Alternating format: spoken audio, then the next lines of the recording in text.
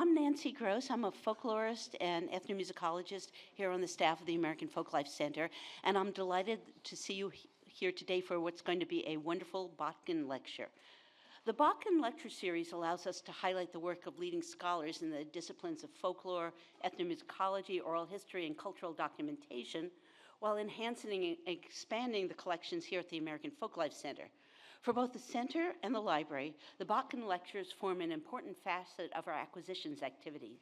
Each lecture will be videotaped and will become part of the center's resources.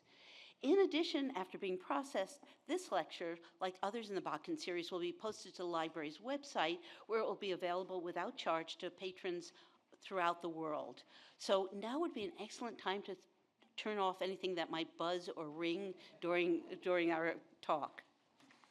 Today, I have the honor of introducing the noted photographer and documentarian Carl Fleischhauer.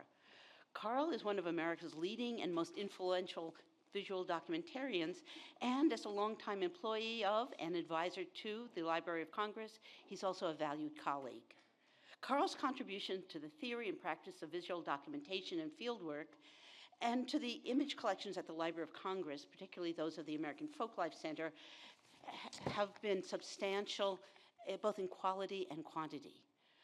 Carl was one of AFC's, the American Folklife Center's, first employees, joining AFC soon after the center was established in 1976. His images, his approaches to fieldwork, his involvement in AFC's early fieldwork survey projects, including major surveys in Georgia, New Mexico, Montana, and the New Jersey Pinelands, and his work in shaping and leading AFC in general have informed and framed some of the center's most important initiatives. Carl left AFC in 1988 to become project coordinator for the library. In this capacity, he directed digitization projects, oversaw massive audiovisual preservation projects, and played a role in FADGI, the federal agency's digitization guidelines initiative. In fact, his work on FADGI and his other contributions to the field of documentary photography and archival preservations are so important that in 2023, the International Association of Sound and Video Archives established the Carl Fleischhauer Award. And I'll just quote a little bit.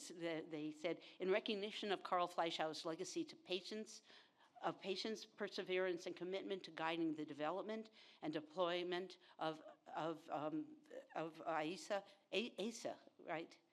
And preservation standards and best practices for individuals who embody the quality of Fleischhauer's legacy by demonstrating a thoughtful and intentional commitment to advancing the dialogue of audiovisual preservation.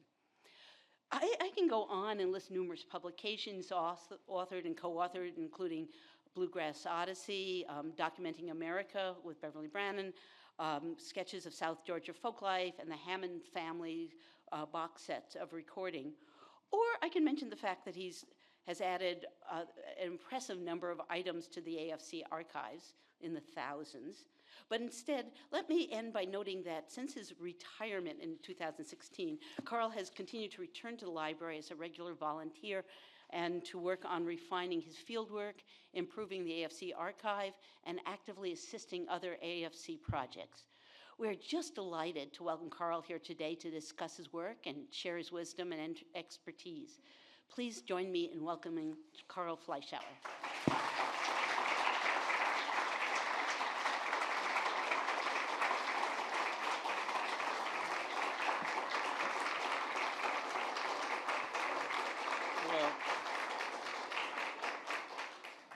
Thank you very much for that. Well, it's embarrassing, but I'm proud to hear it. So the title of the talk states my goal. I'd like to convey some perspectives on the role of photography in folklife fieldwork. Most of the photographs in this presentation, not all, are from American Folklife Center collections created by many different photographers.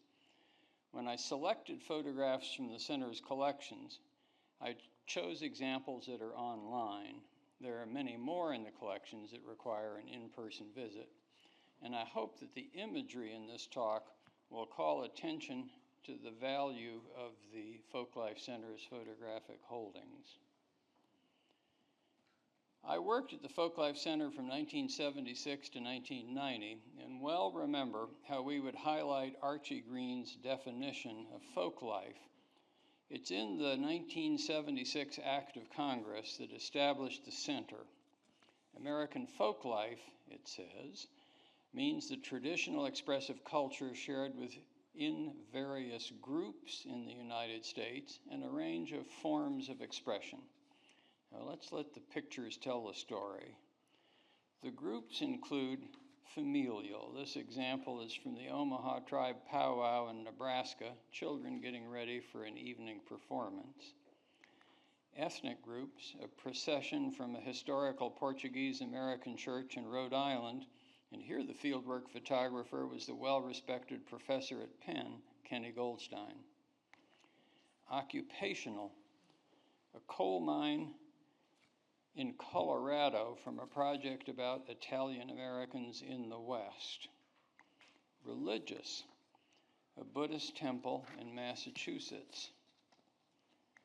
Regional, Native American cowboys at a Blackfeet rodeo in Babb, Montana. The legislation continues with a statement defining expressive culture as including a wide range of creative and symbolic forms such as custom, illustrated here by graves decorated with seashells documented in 3 different cemeteries in Georgia. Another expressive form is belief, given physical form here as a home altar in Lowell, Massachusetts. Technical skill, here dressmakers create a gown in Paterson, New Jersey. Language, performers at the Laotian New Year celebration in Lowell, Massachusetts. Literature, teachers and students at the Islamic School of Seattle. Art, the Santos carver Eulogio Ortega and his chapel in Velarde, New Mexico, where the retablos were painted by his wife Zoraida. Architecture, a handsome and colorful diner in Woonsocket, Rhode Island. Music, a scene at the Feast of Our Lady of Loretto in Lowell, Massachusetts by former Folklife Center board member Tom Rankin. Play, we're still in Lowell, here are skateboarders in a parking lot. Dance, at the First Korean School in Silver Spring, Maryland. Drama, a play titled Revelation, performed by the Newport Black Ensemble Theater in Rhode Island. Ritual, baptism at St. Anne's Church, Woonsocket, Rhode Island in 1979.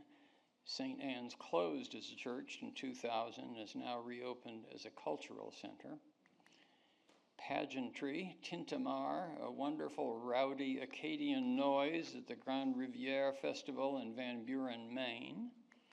And handicraft, Thelma Melton weaving a rug near Galax, Virginia in the Blue Ridge. So we'll say thank you again to Archie for that real helpful definition of what is folklife.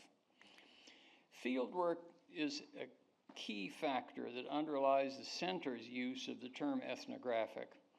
And in that context, I like to think of a pair of D words with overlapping meanings: documentation, to be sure, and description.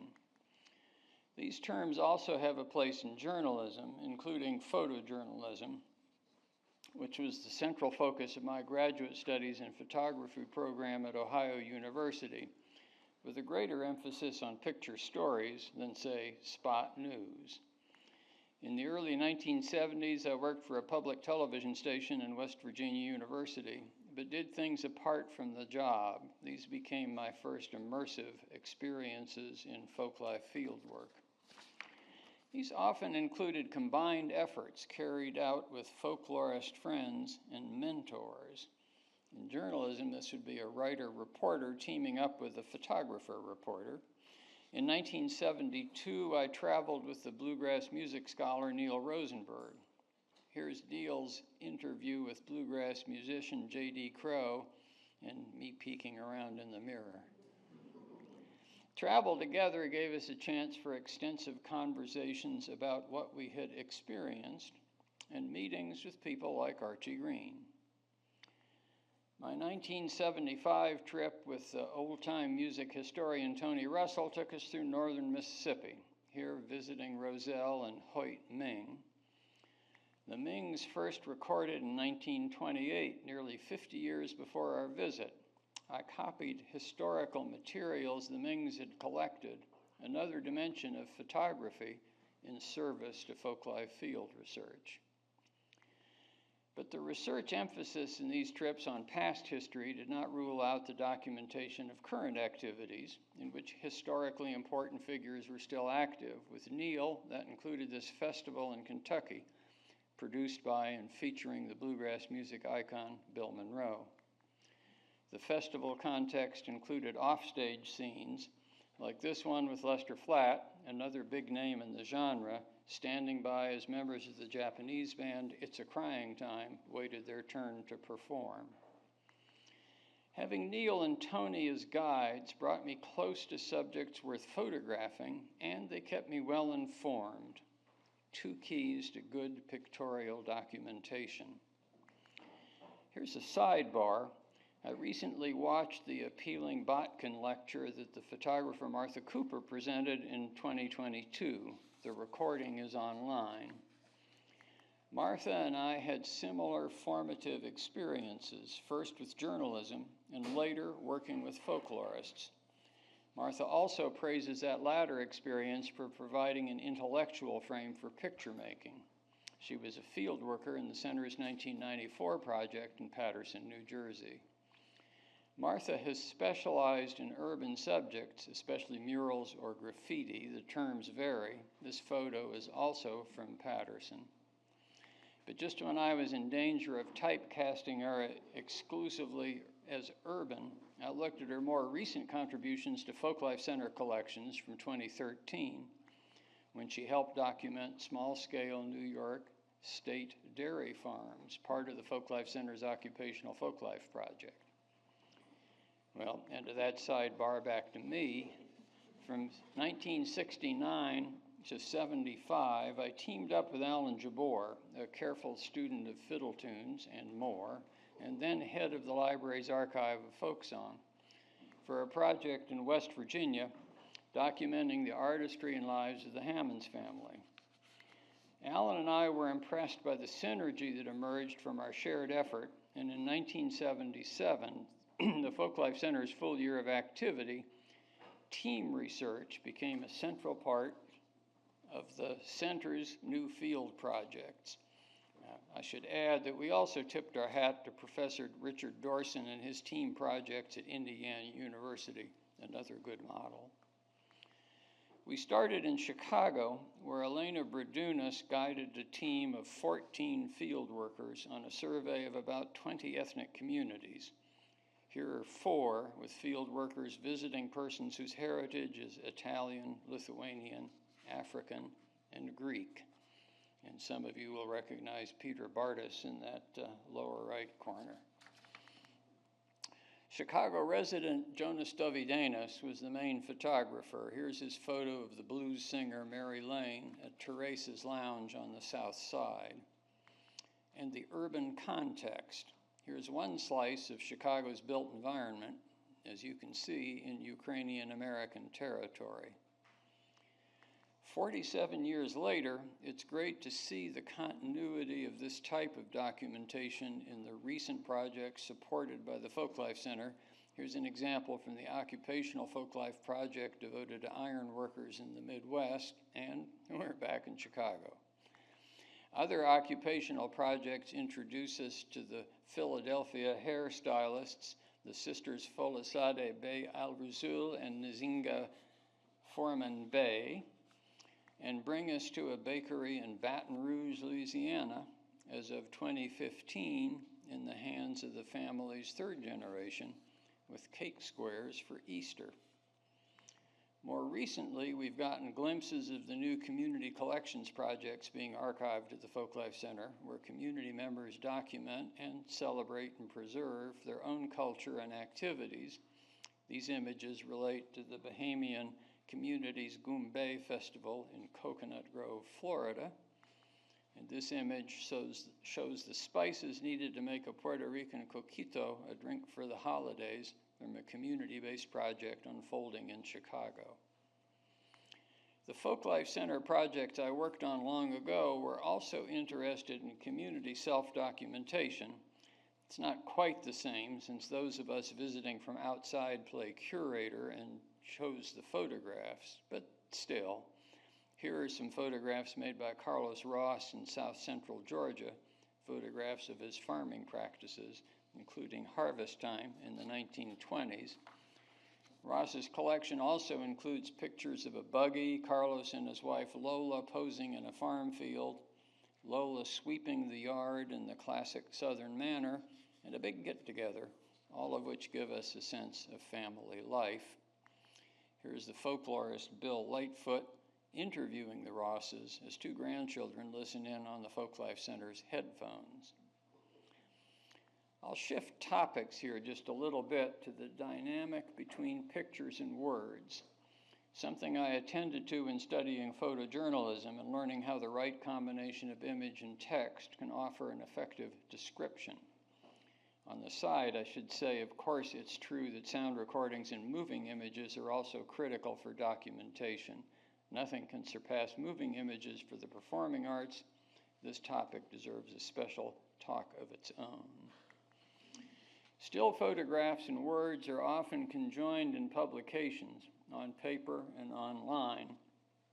Since this talk is about ethnography, my focus is on publications that describe and interpret what had been encountered in the field with intimately connected pictures and words, rather than, say, an essay illustrated with a stock shot.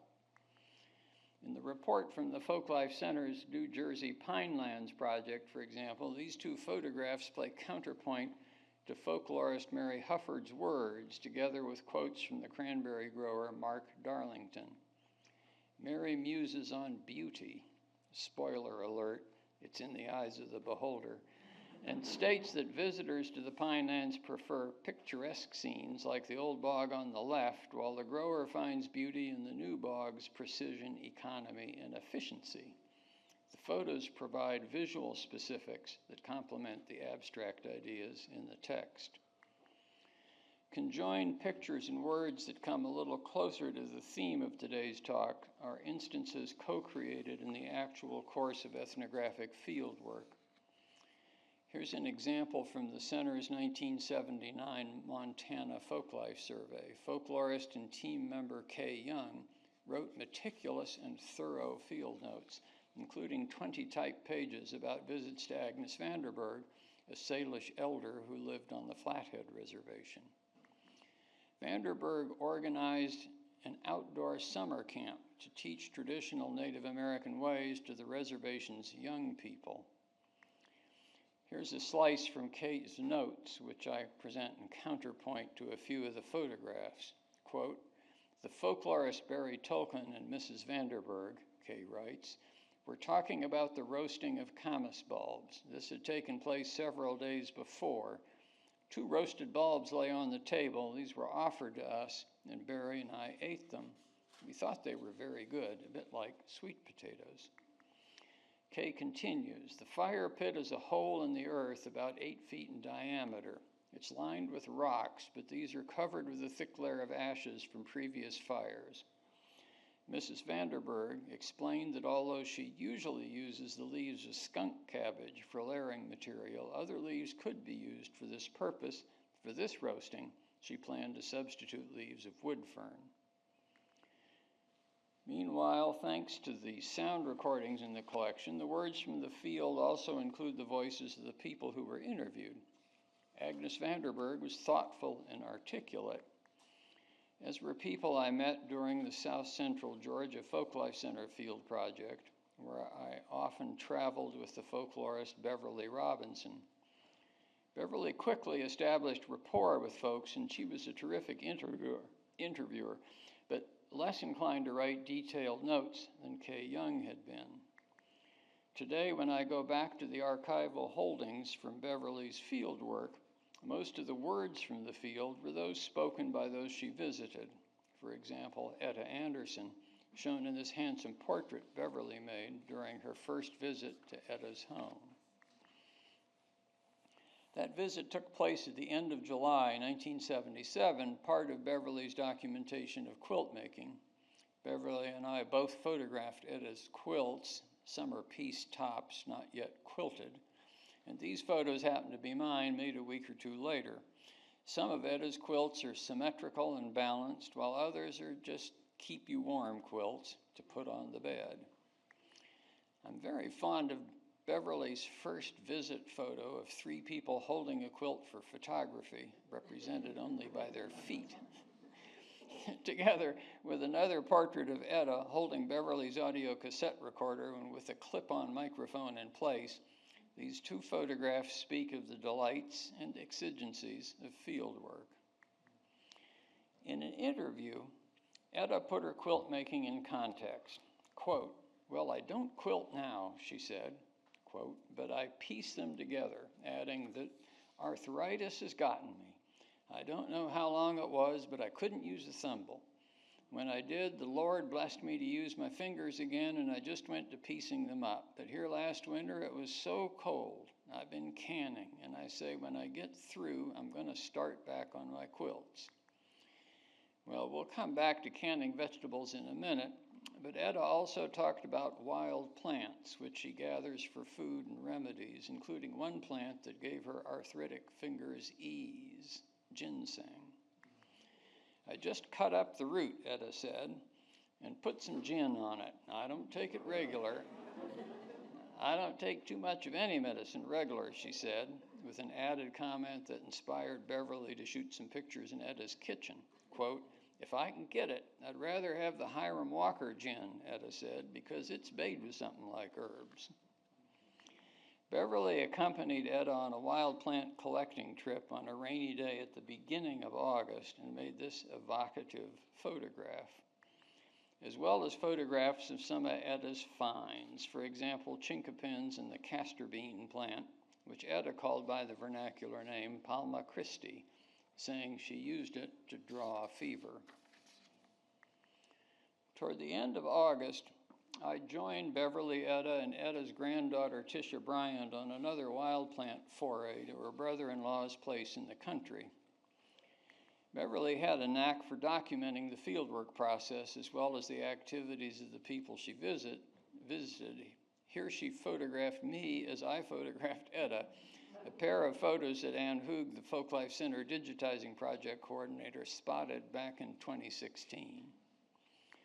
But on the same day, I turned the tables as I sat in the back of Beverly's van, photographing her as she interviewed Etta, with Tisha watching and listening in the middle.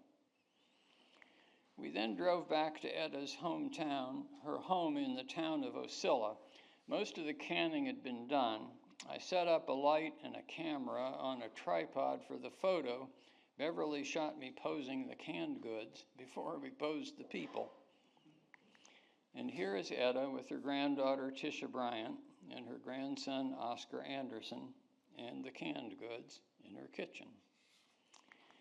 Etta's house was an appealing example of the regional vernacular, veranda included, and Beverly and I both documented the house exterior.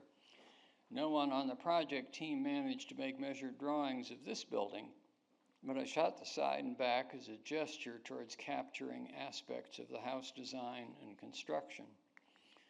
More interesting in photographic terms was this day's opportunity to show one interior room, not sure if it should be called a living room or a parlor, with grandchildren Oscar and Tisha in the chair and Farrah Fawcett Majors, or a look-alike on a soap opera, on the television screen. Selecting the photos for this description of the visits with Etta brought to mind another term I first encountered in photojournalism, coverage. What was the extent of the field project's coverage of Etta Anderson? Here are my calculations, a little shaky because of some uncertainties with the dates on the paperwork. I figure Beverly paid 4 or 5 visits to Etta in July and August, while I joined for 1. Then I was back in the area for a post-project visit in October. I happened to pass Etta's house when evening light set me up to make a scenic calendar view with poultry. So what's the picture tally?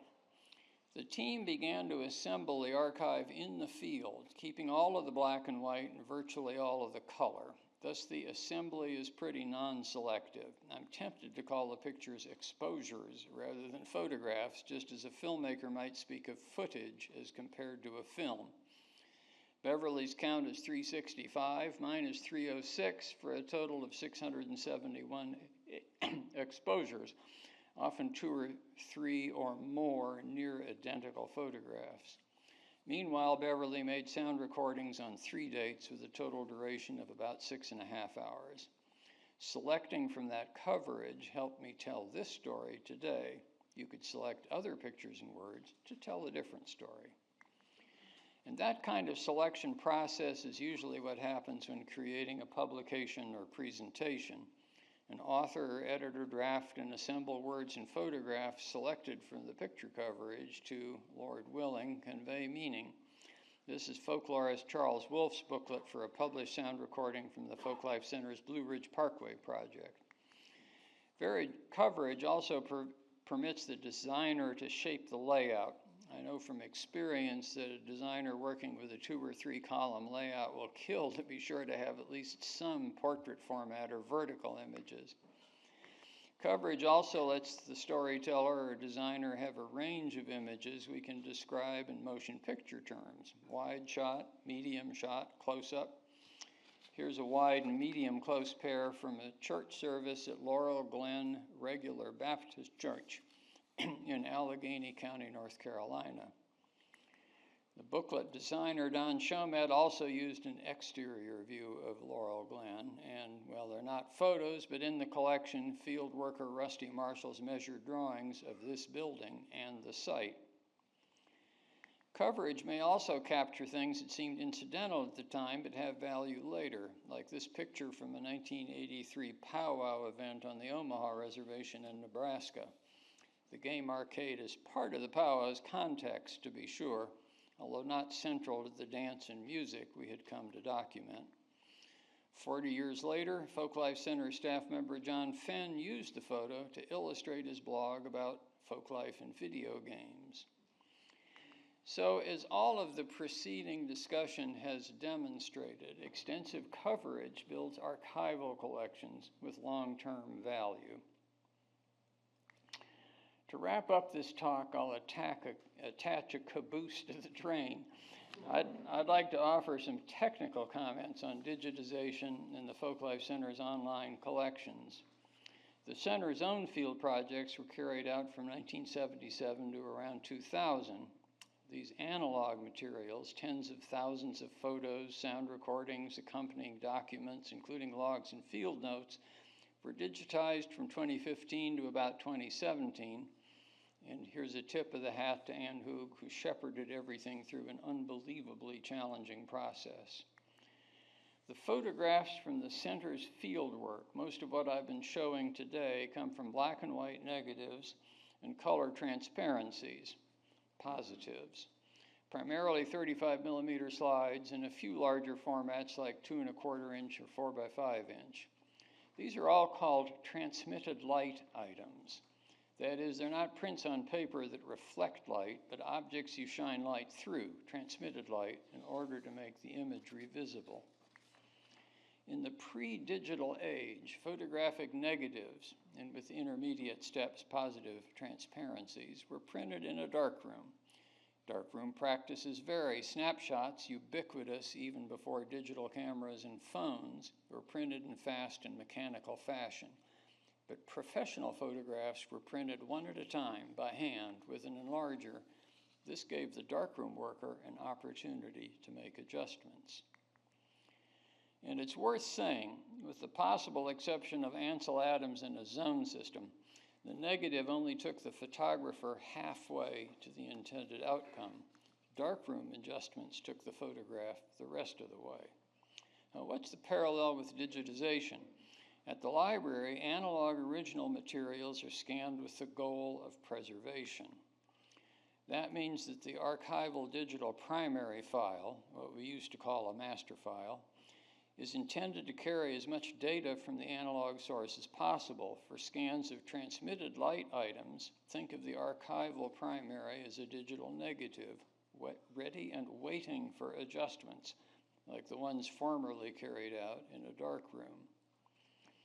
As I speak, I'm showing some before and after examples of photographs I used in this talk. And you can see the kinds of adjustments just by looking. You get tonal range or contrast, color correction, in this case for flesh tone. And in this one, I adjusted the overall tonal values, but I did a little more with some areas around the edges. The original development of the film in chemicals was imperfect, not enough agitation, and I corrected as best I could. You can compare these adjustments to those applied to sound recordings. In the case of field recordings, the preservation primary file, audio engineers make what they call a flat digital copy.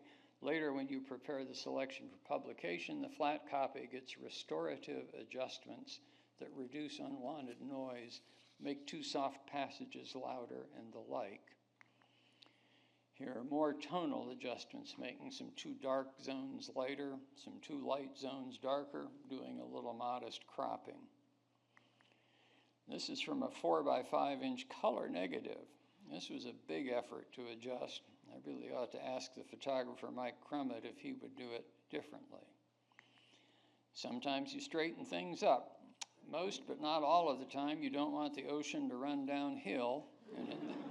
And in this case, I adjusted the perspective. When I make a change that drastic, I try to disclose it in the caption. To produce its preservation files, the Folklife Center uses the same standard methods that are used elsewhere in the library. That same approach is used for examples like this one from a collection in the Prints and Photographs division. This is also from a 35mm slide. Slides are always a bit contrasty, and professional photographers often expose them a little under so as not to lose highlight values. And sometimes the library's scanning contractors went a little too dark. Therefore, the scanned images of slides really benefit from tinkering.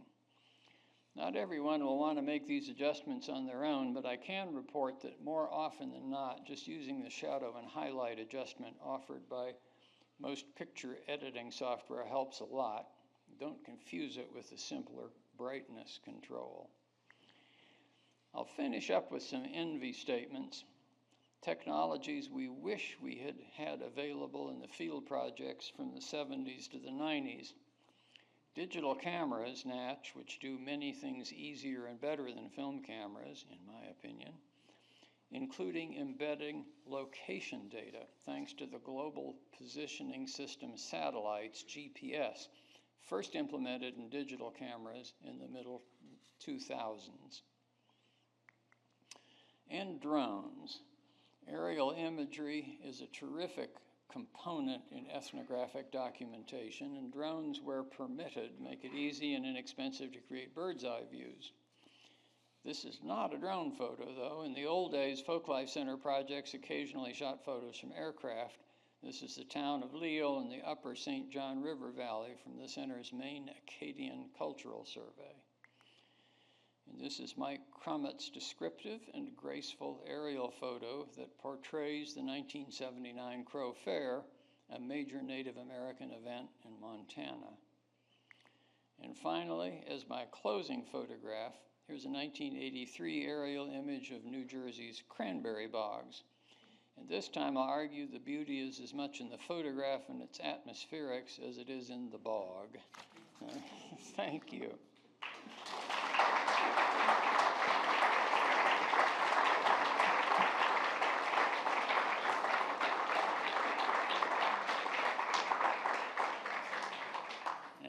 Happy to take questions or comments. Just wait for one of us with a mic to get you a mic so that you'll be recorded. Who has questions? I think they're stunned. Stun them into silence. Great talk. Could you tell us a story? Oh, wait.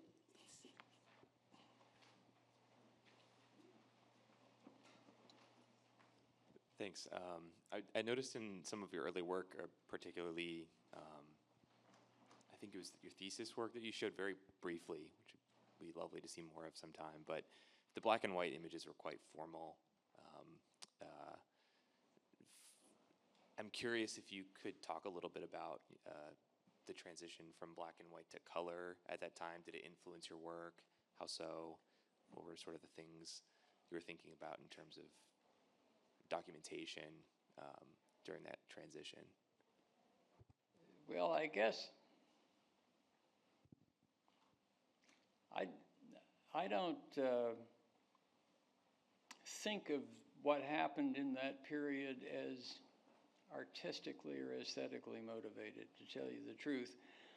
When I was doing things like the bluegrass and folk music photography in the 60s and early 70s, it was partly economic. Black and white film was cheaper and easier to use. And to some degree, outlets for pictures at that point were more for black and white, where they would be in publications. When we started the Folklife Center projects, on the one hand, cost was less of a personal burden because you taxpayers helped support the effort, and so the color film could be bought and could be shot generously. And the other thing had to do with usage or presentation. It's hard to remember exactly how popular carousel trays were for Kodak projectors at that point. And people that worked on these projects or officials from the Folklife Center often would give talks and things that were illustrated by carousel trays. In fact, PowerPoint slideshows have now replaced those, but it's the same impulse. And in carousel tray presentations, the color really worked well. In reproductions, it was more troublesome to reproduce color. Run a press color, is something that comes along later. So I tend to think of it that way. The other thing that happens in the projects that was quite a consideration had to do with photography in interior settings. And using color film in interior settings is always tricky. You've got the color balance of the light sources to consider. We did have tungsten balanced film and some tungsten lights. Probably the interior shots in the kitchen at Anderson's place were made on color Ektachrome for tungsten. But often it was sort of problematic. Digital solves that to some degree because it really is more comfortable with lots of color. And especially if you shoot camera raw formats, you can work with it. The expressive power or aesthetic aspects, it struck me actually when I worked on this slideshow how they were both effective in good ways. I thought Jack Luder's booth in that Buddhist temple, has a very evocative quality, and it's partly because of the shades of gray and so on. But at the same time, it's cheek to jowl with Kenny Goldstein's young woman wearing this bright red outfit walking down the street in that parade. So they both have an affecting presence of a different sort. In those pictures, you see me carrying as many as 4 cameras, and I tried to shoot as much as I could, both in color and black and white for equal coverage, because it made it easier later to work with stuff. I don't know. That's what I've got to say about it anyway. I mean, as you can see from my remarks, I'm not strongly wedded to fine art museum presentations of photographs of these kinds. I mean, I'm happy if it happens and so on. I really am interested in description and documentation, and it's, maybe a different way to think about it.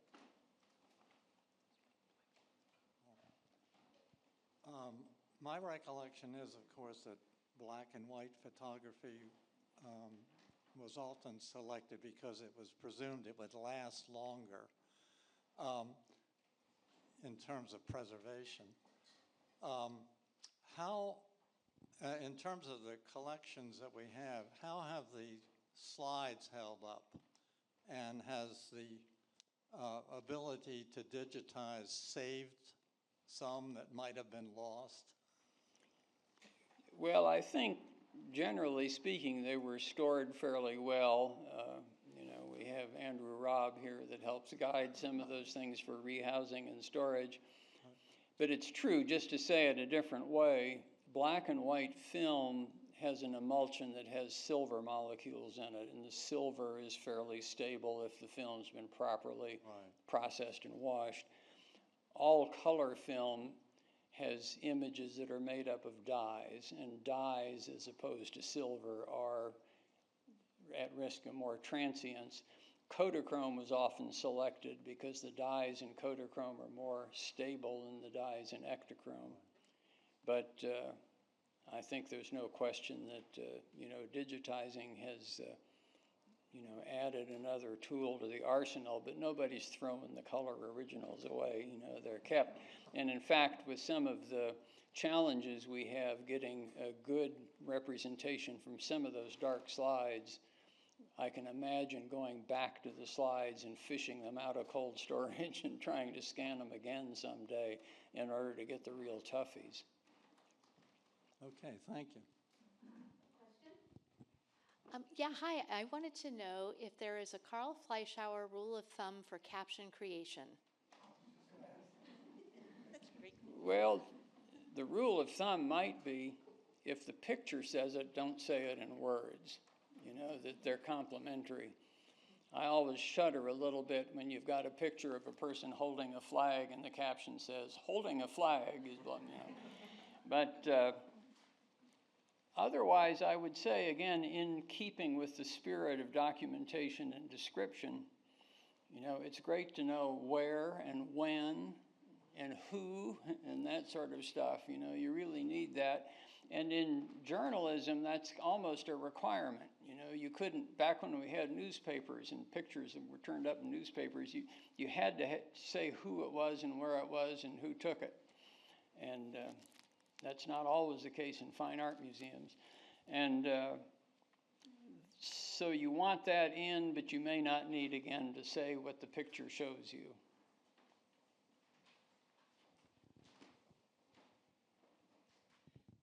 And how did you keep that information? Did you carry a little notebook?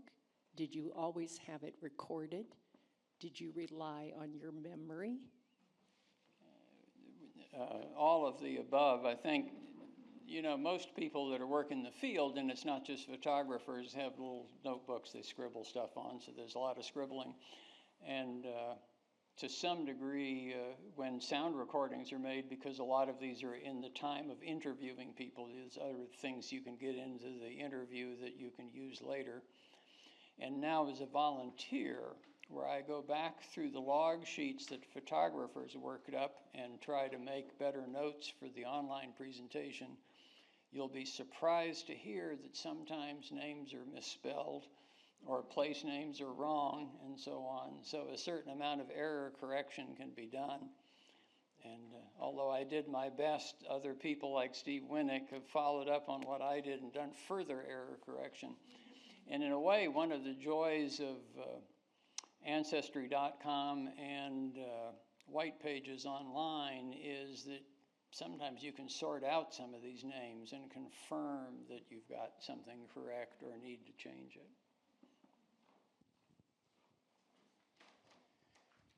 Could you talk a little bit about your entering of metadata nowadays, since everything's digital? Is there a convention that you're following, or? Well, my volunteer work is with the Field Project Collections. The Folklife Center has a number of different things, and what the problem we had to solve was that log sheets and things were typed up, if you can remember the thing called a typewriter. And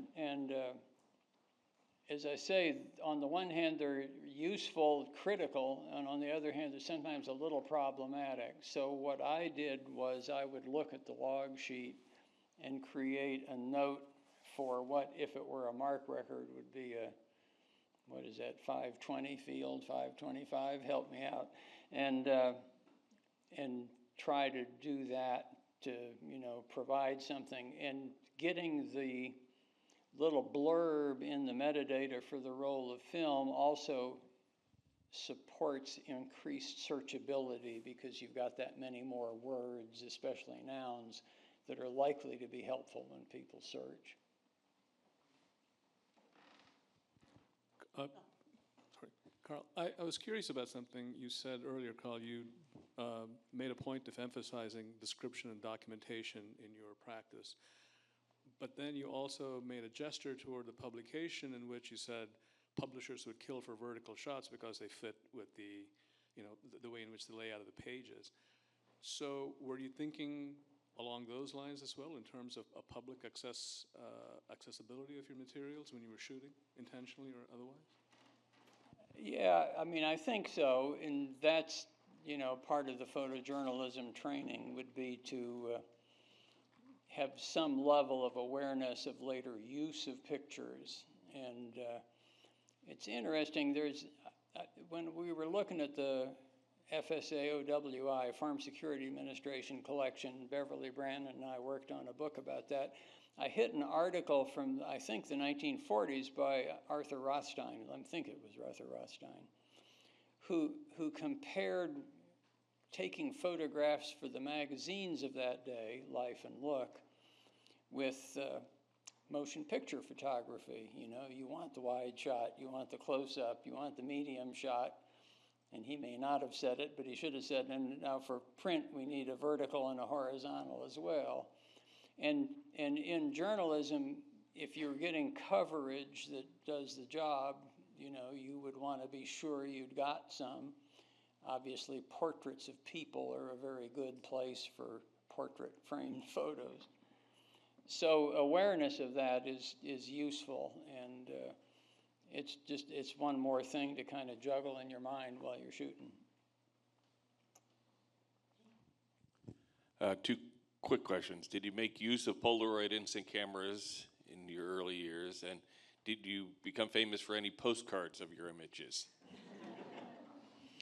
I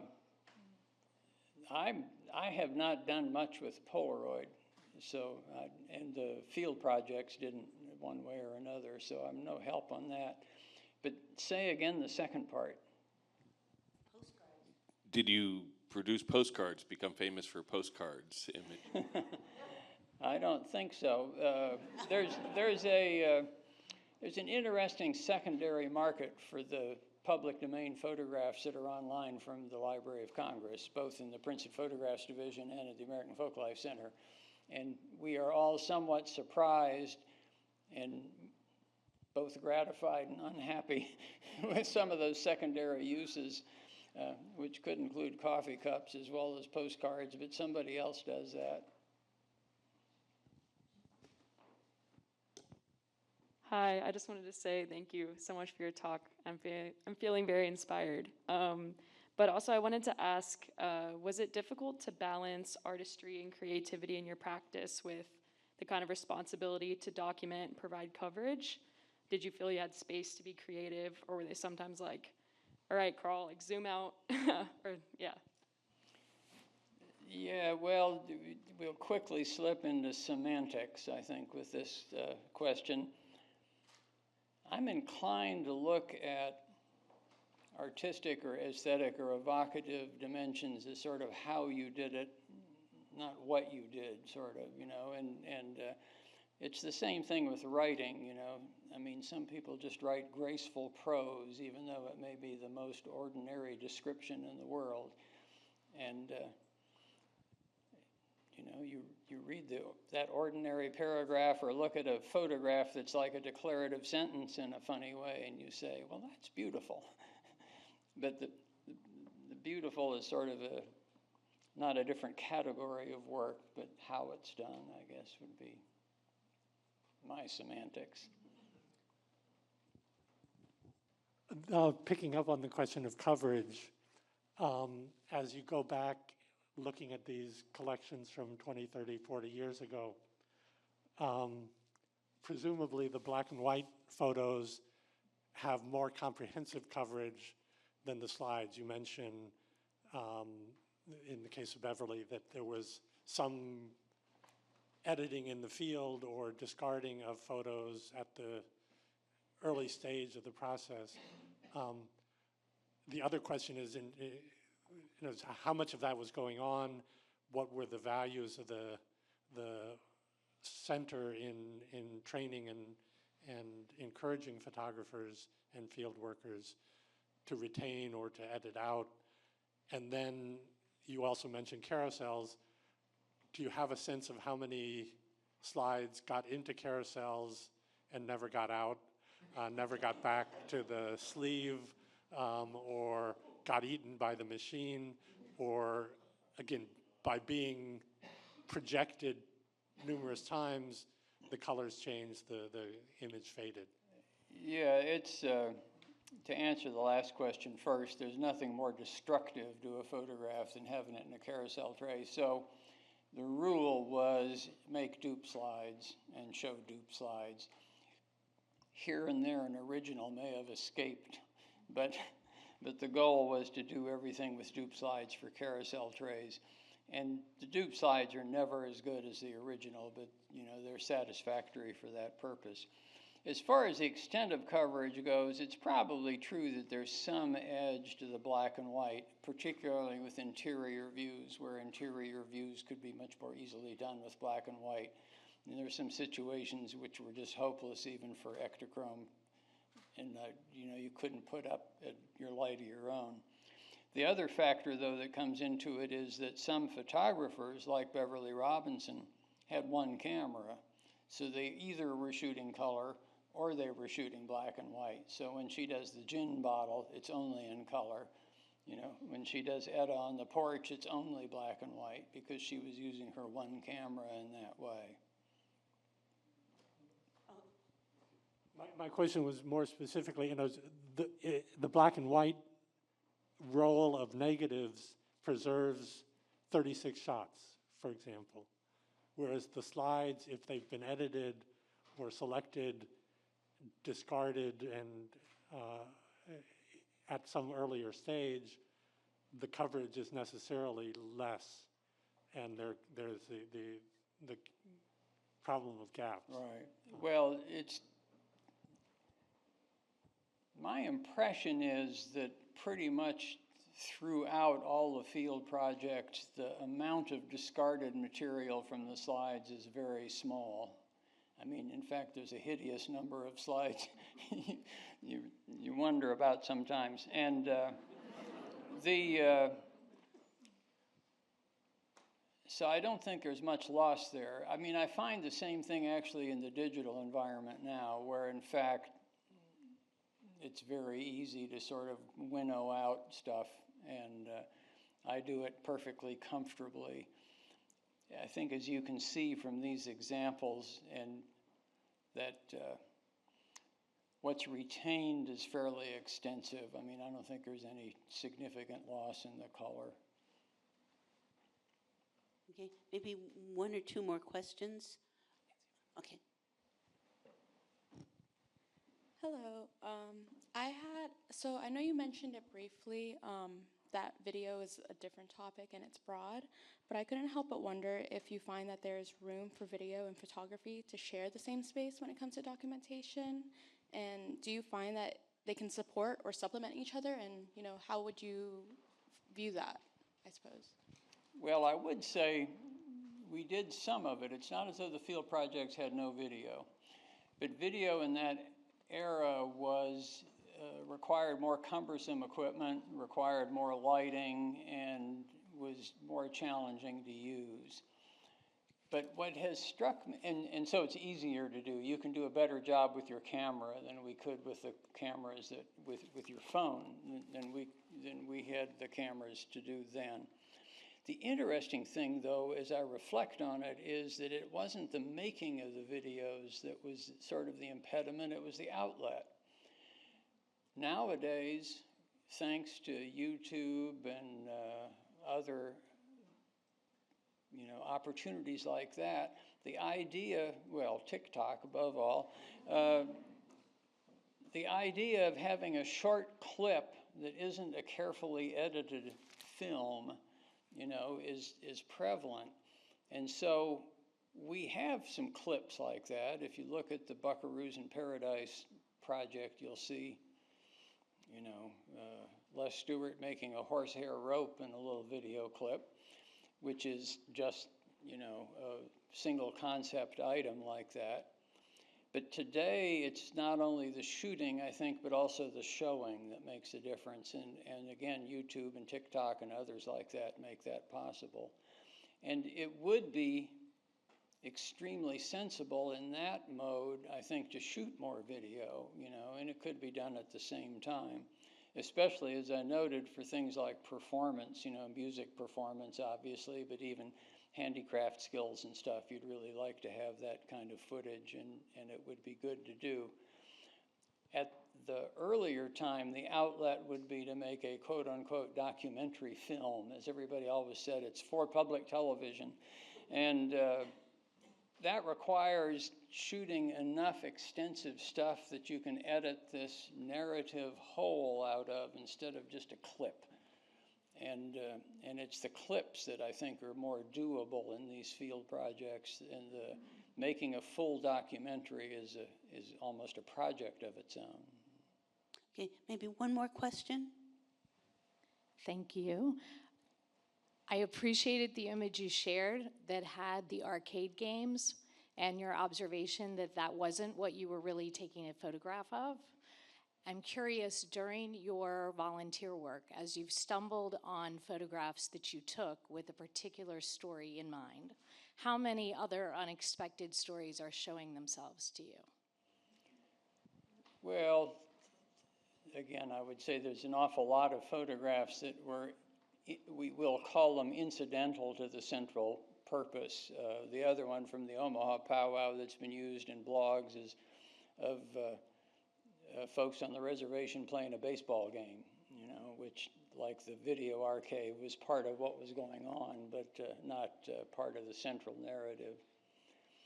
The use of those pictures, though, has tended to be to yank them out of that and put them in as a shot that's about some more generic subject like sports or video games or something like that.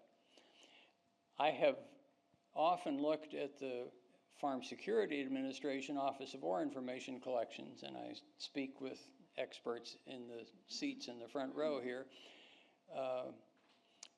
And we sometimes talk about target of opportunity shots. One of the reasons that collection is so valuable is that it's a huge amount of coverage, and the coverage, above all, isn't limited to the agency that sponsored its success stories. There's all this extra stuff in there. And the extra stuff collectively begins to give you this texture of American life at that time. And so it has high value. And both Roy Stryker, who was the boss, and the photographers on their own hook, I think, were very given to shoot incidental targets of opportunity. And so were the rest of us working on these projects. Right. Please join me in thanking Carl Fleischhauer for a wonderful talk.